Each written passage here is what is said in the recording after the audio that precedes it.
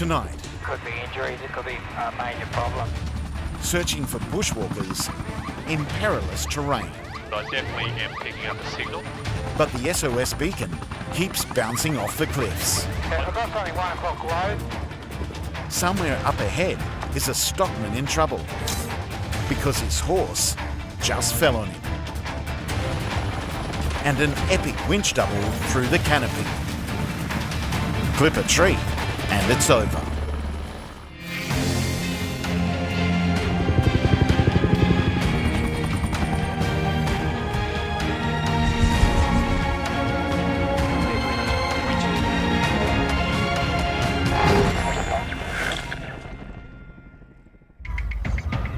Moruya, New South Wales. Beacon search, some walkers, confirmed. And an emergency beacon has just been activated. About 52 miles to the northwest. Sammy is 19 years old. She started out as a surf lifesaver. Now she's a fully trained rescue officer. We're not sure how many people are out there. We're not sure what the situation is, so it could be anything. So prepare for everything, really. The Lifesaver 23 is taxi for departure runway 36.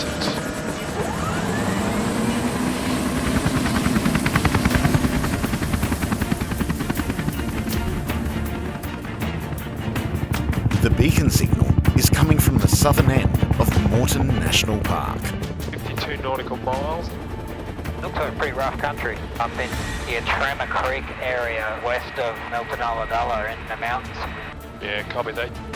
But there's a lot of what-ifs. We know it's a bushwalking group, but we don't know the size of the group. We also don't know what is wrong. So it could be simply they're just a little bit lost. It could be injuries. It could be a major problem. I definitely am picking up a signal, and I'm also getting the audio. The rugged terrain is interfering with the signal, preventing the crew from getting an accurate fix on the bushwalkers. They're obviously down deep in one of those gorges. And there's no contact number for that either.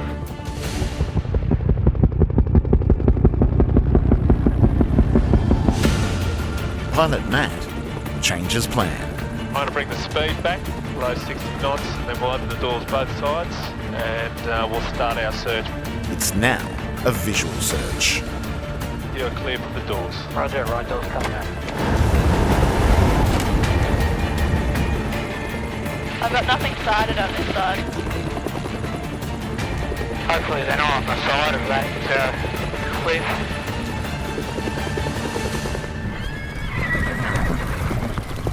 Horse country, northern New South Wales. Thank you, we're airborne out of Lismore Base 5 POV. Lifesaver 4 is responding to a 000 call. It's at Clarence Way, Coptonhurst.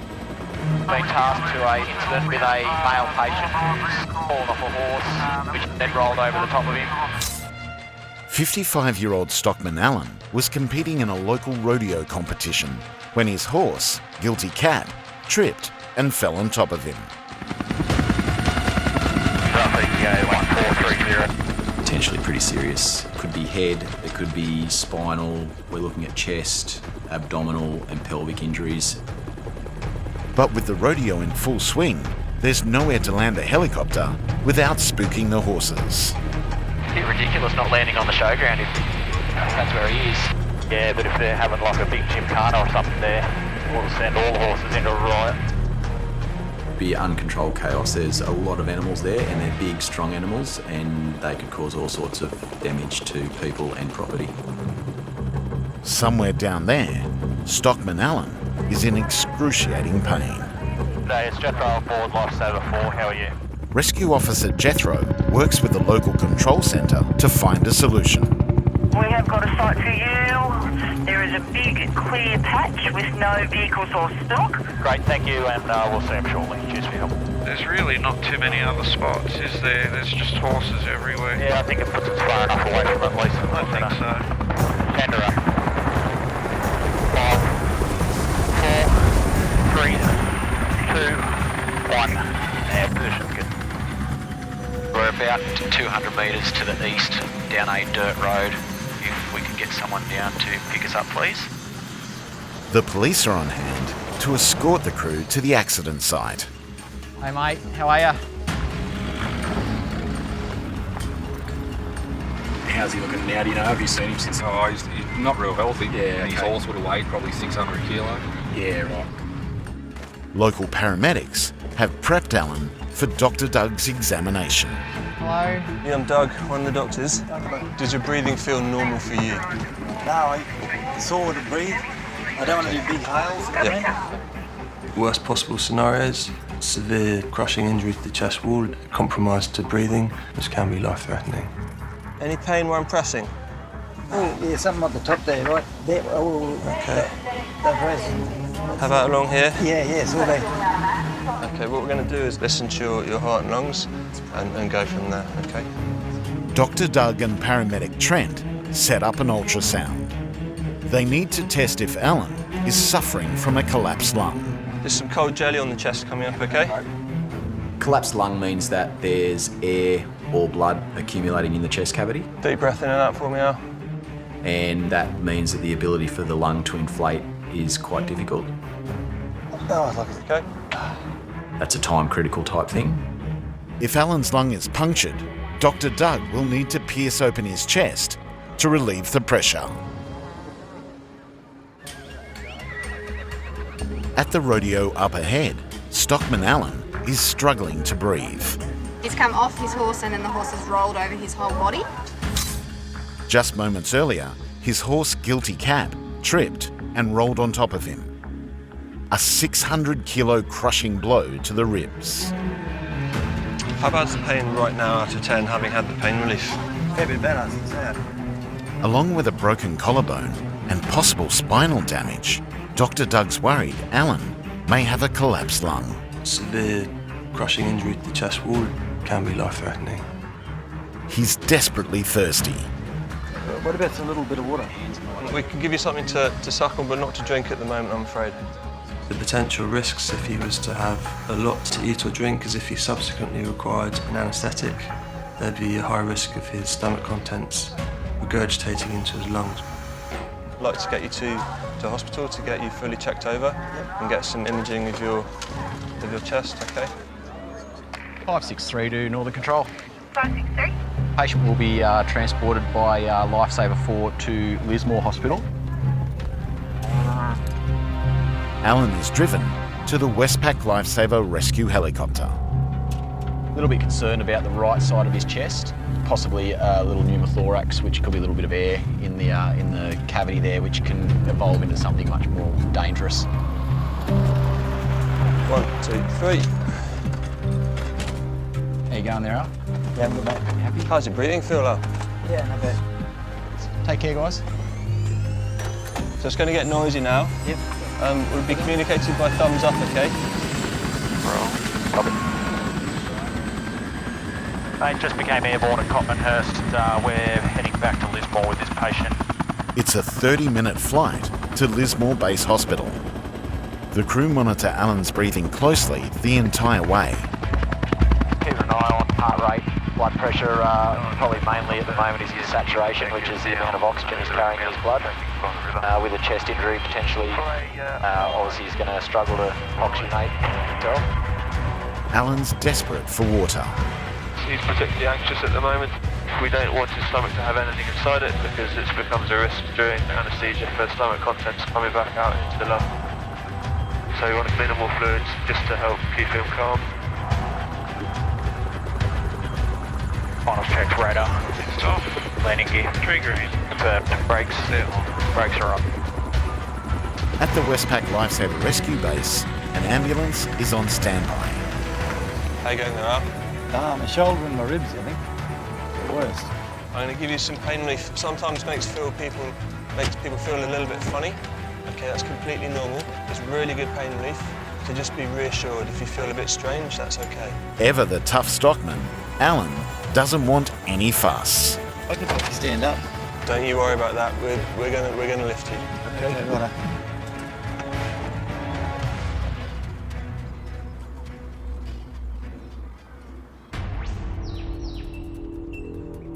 Moreton National Park, southern New South Wales. And the crew of the Westpac Lifesaver Rescue helicopter is searching for a group of missing bushwalkers. Okay, we're just popping over the edge of this ridge line. Hopefully they're not on the side of that cliff. I've got nothing sighted on this side. We will go down to that creek. Okay, I've got something 1 o'clock low. There's a fluoro, looks like somebody waving a fluoro kind of flag. It's a man, and he's dangerously close to the cliff edge. Okay, he's definitely indicating some level of distress. I think we need to go and check him out. It's a winch job, and Sammy's up. Yeah, I think I might just take another harness down if it's just him. My first thought is to get down there and just suss out the situation, and hopefully we can help. Moving her into the door. Copy that. Clear to winch. And you are clear to winch. Winching out now. In the group. There's always that bit of adrenaline when you're being winched down and you're not sure where you're going or what terrain. In a rocky landscape as well. To right only. 5, 4, 3. The winch drop requires pinpoint accuracy. I'm in full trust of Ewan. I've got the cliff to the side where I've been put down, pretty steep rock. My life is pretty much in his hands. 3, 2, 1, hold. On the ground. And you're clear to rotate. Clear to rotate. This is Stephen, the bushwalking group's guide. He leads Sammy to the injured patient. Rock hopping is not one of my hobbies, and I did have quite some falls. Pilot Matt does his best to keep Sammy in sight, but he has to maintain a safe distance. It is a very remote part of Australia. This is hardcore bushwalking country.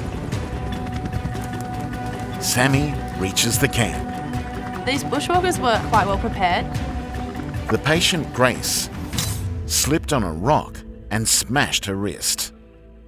They had supported her wrist. They'd also given her warm clothing. Grace is in pain and needs an urgent airlift to hospital. I attempted to put the harness on her, and I realised that it would mean putting pressure on her arm. But if Sammy can't get the strap on, Grace can't be winched out of trouble. Moreton National Park, southern New South Wales. And bushwalker Grace may have broken her wrist. The injury and pain is preventing rescue officer Sammy from getting a winching strap around her. Getting her in any other way but winching will be quite difficult, but winching will hurt her even more than she already is. Time for a conference call. Lasso 2-3, Lasso portable. Lasso portable, go ahead, Sammy. One bushwalker, she's got a broken arm. I've tried to put the strap on her and it's not working. Is there any other ways you can think of getting her out? Pilot Matt sees only one other option. We can actually bring it down to that creek out in front of us. We can probably hover entry her into the aircraft. A hover extraction means Grace will have to enter the helicopter while it's still in the air. There is a spot about 150 metres around the corner. Is she able to walk that distance, do you think? To help some of the other bushwalkers, I'm sure we can get her there. Right, Sammy, let's aim for that. We're going to play for you there.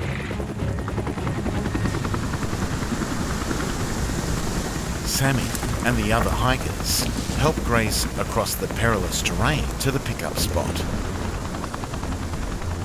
It's quite a trek. She was just struggling, and you could see that she was in pain. The final hurdle is a steep rock face. Climbing this with one hand is challenge enough without the 100 km/h downdraft from the helicopter's blades.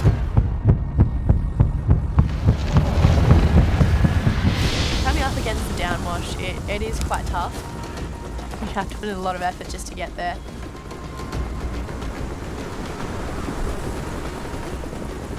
It's in moments like these that the crew's training pays off.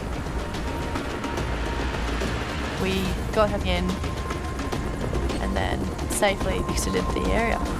Yeah, we've got Grace on board now. There's 3 others in that bushwalking party and they are going to walk out.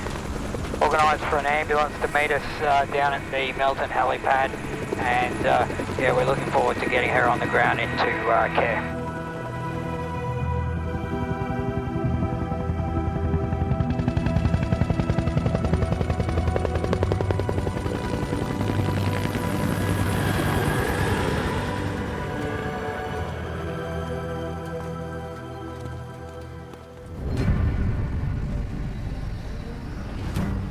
The Westpac Rescue Helicopter Base, Tasmania. Yes, speaking. And a distress call has come in. It's another search and rescue mission. Mountain biker got injured at Mount Wellington. Rescue Officer Damien is also a mountain bike rider. He knows the area well. Initial thoughts were to drive in with a full drive and get him out, but because of the suspected spinal injuries, we figured the best way would be winch him out with the helicopter, basically. The person in trouble is retail manager Blake. Initial reports suggest he was speeding along the mountain track when he came off his bike and landed on a large jagged rock.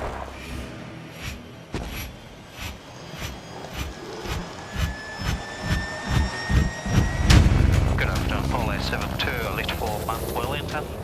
Tower Cleveland, parallel right 30, make a left turn. How old is Blake? 31. And he stacked his bike in the spine injury. Stacked his bike, he reckons he can hear and feel cracking in your back when he tries to move. Mount Wellington is just 5 minutes by air. Lots of high, tall trees, so it's not going to be a straightforward winch. Damien knows where the bike track is, but the forest canopy is blocking the crew's direct line of sight. Maybe that was the track we just flew over. Did you say it was in that gully? It's where the track crosses the stream.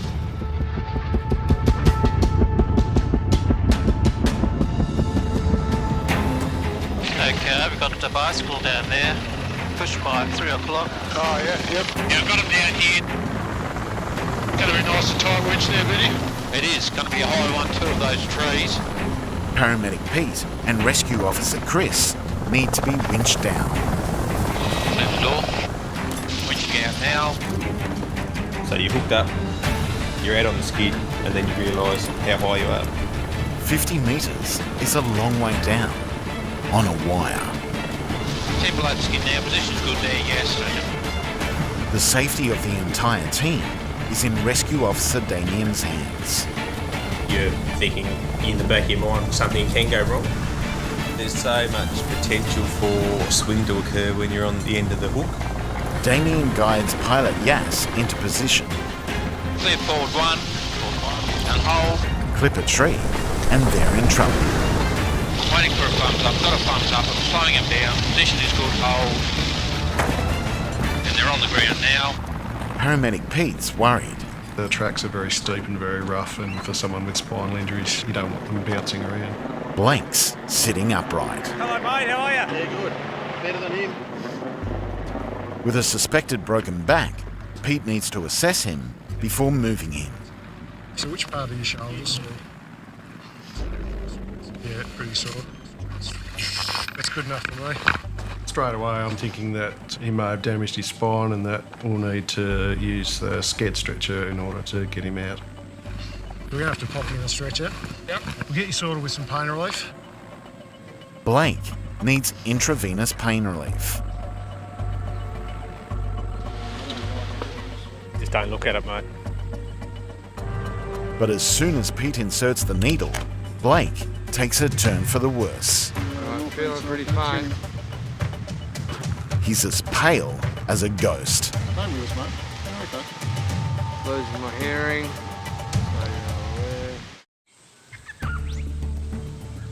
Mount Wellington, Tasmania. And retail manager Blake may have broken his back.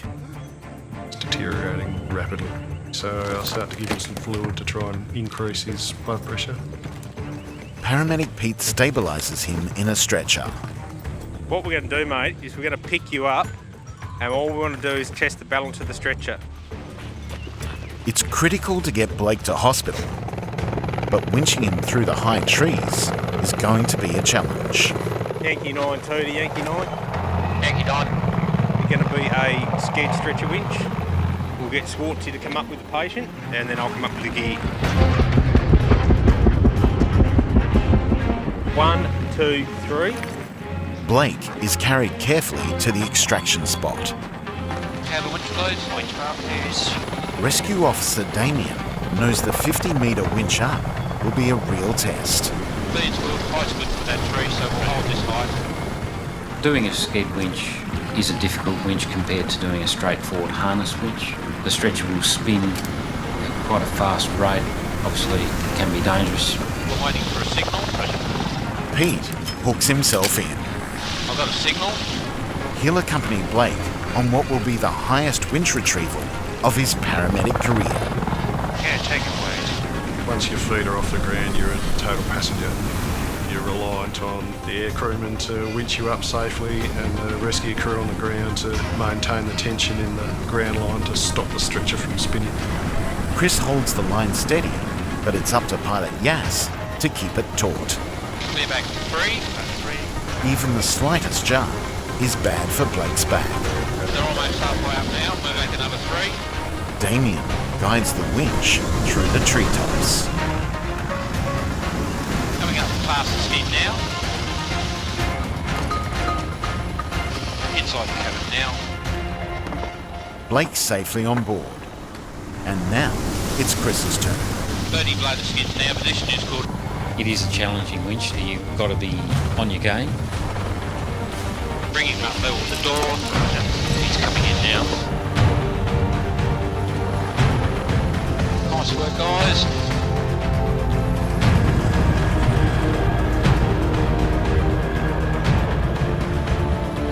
Over the pad now.